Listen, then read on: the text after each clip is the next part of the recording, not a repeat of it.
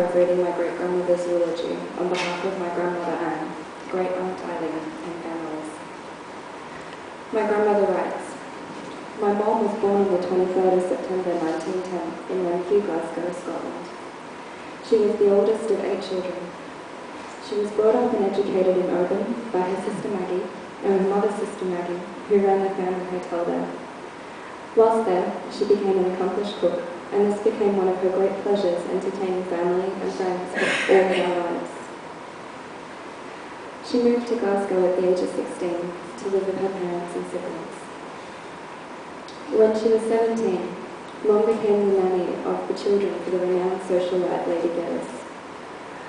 Mum spent the summer months with them at their Scotland estate, and during the winters lived in London at the Geddes family home.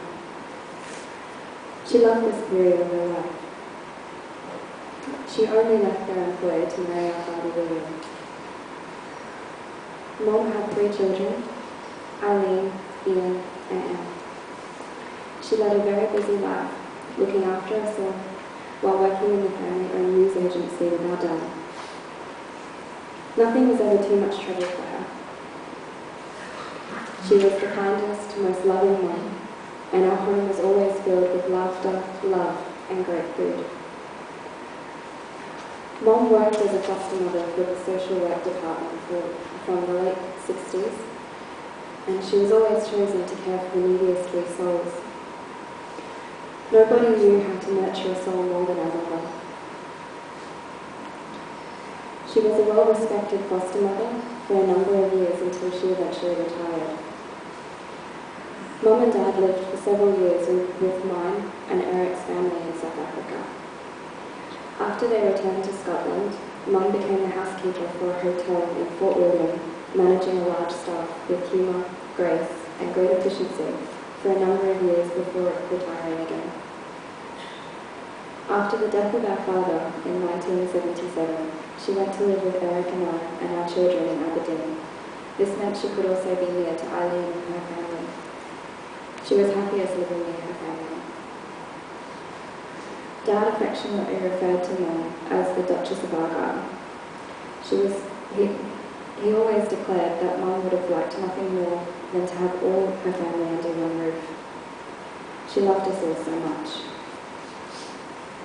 She spent her retirement years running back and forth across the UK and at least 4 times across the world, between her children and grandchildren, visiting and getting to know all and loving all the new additions to her family.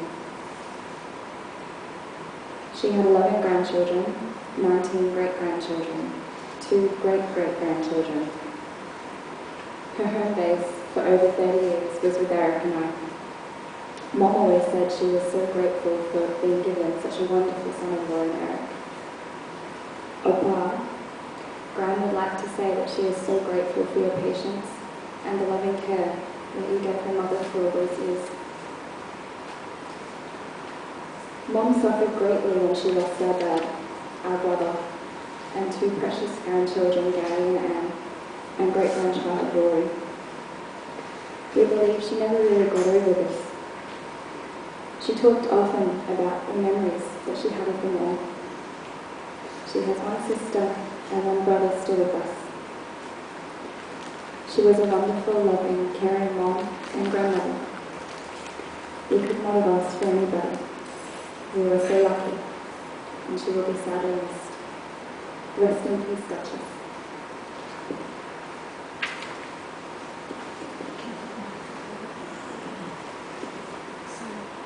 The same one.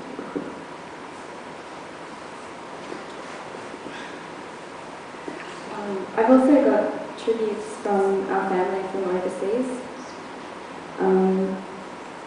This card is from, sorry, Mum's making hand gestures at me. This is from her sister Eileen. It reads, "To my big sister Anne, I miss you, Anadu, and always think of you. Until we meet, I send all my love and hail Caledonia. Love from your sister Eileen."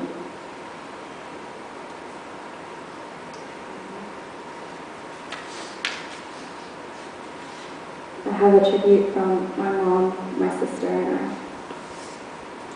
I'm sure all of great-grand's grandchildren have similar memories of Grand's prolific cooking. She's had a huge influence with teaching Mom, Kirsty and I how to cook and love food. Some of our earliest memories are sitting on the kitchen bench and helping Gran cook. One of the things we've never been able to master are her legendary, and for the makers, notorious, potato scones. I don't know how many times she showed us, talked us through, walked us through, watched over our shoulder. They were never the same as hers. There was just something about her scones. They were perfect for mopping up the juices of the Aussie briar or the egg yolks at brekkie. We often joked that she slipped a secret ingredient while we weren't looking. On the other hand, we're all excellent bakers and soup makers. She also taught us that no matter how badly a recipe turned out, it could always be rescued and turned into something else for the family to enjoy, even if it had to be called a Highland surprise. One thing you'll never understand is her love of oatcakes. She loved them almost as much as she loved a glass of wine. Everyone knew you can never put your glass of wine down around Gran. She would always find the closest, fullest glass to her, because hers was never the empty one, which was, suddenly pushed aside. When she came to our Kira over 6 years ago, she quickly charmed the staff with her humour, affection and innocence. So much so that she was often able to to charm her way to another glass of wine in the evenings, because she'd never already had one. No. Of course, this was long perfected before our Kira. She had it nailed during her jet-setter golden years. Gran's grand-like innocence saw her score free access baggage countless trips between Brisbane and London. And of course the VIP treatment escorts on and off boarding planes. Butter would never melt in her mouth. While no one will ever know what happened to her Houdini hearing aids, she was extremely fond of all the staff in our Kira, and constantly spoke of how kind and thoughtful you all are. For this, our family is eternally grateful. She particularly appreciated being able to see Toby, care and fuss over that wee little cat, and Petra's regular surprise visits with her puppy. Gran adored every kind of animal, and they loved her. You could never go anywhere to any kind of meal without Gran smuggling a doggy bag for one of the animals. Gran is such a loving, beautiful soul who always has and always will shape who we have become and continue to grow into. She has always seen the best in people, anyone she's met. She had a genuine gift for finding the best in everything. She truly lived by, if you can't say anything nice, say nothing at all. Thank you, Gran. Great Gran. Rest in peace. I also have a message from Alan Durrett and family in Scotland. There's a poem here by Robert Burns, written in 1789. My heart is in the Highlands. My heart is not here. My heart is in the Highlands, a chasing the deer. Chasing the wild deer and following the roe. My heart is in the Highlands, wherever I go. Farewell to the Highlands, farewell to the North. The place of valour, the country of worth. Wherever I wander, wherever I rove, the hills of the Highlands, forever I love. Alan writes, my dearest Gran, I have so many wonderful memories from when I would come to stay as a small boy in Knightswood and later in Fort William. I know they were wonderful times because I can still see everything clearly.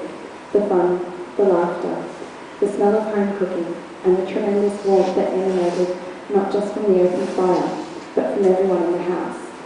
Aye, great days indeed. You have been a true inspiration to so many people, and I am so happy and honoured to be one of your grandchildren. Although I have a very heavy heart, I still find myself smiling in the knowledge that you have finally been reunited with your beloved pup. They are not the stars, but rather openings in the heaven where the love of our lost ones pours through and shines down upon us to let us know they are happy. Gran, it's a wonderfully clear night here in Scotland, and I have never seen so many stars shining this brightly before. Finally, once you and Papa have had the chance to catch up, if he has any hot tips for the 3:30 at Ascot on Saturday, could you please send a sign?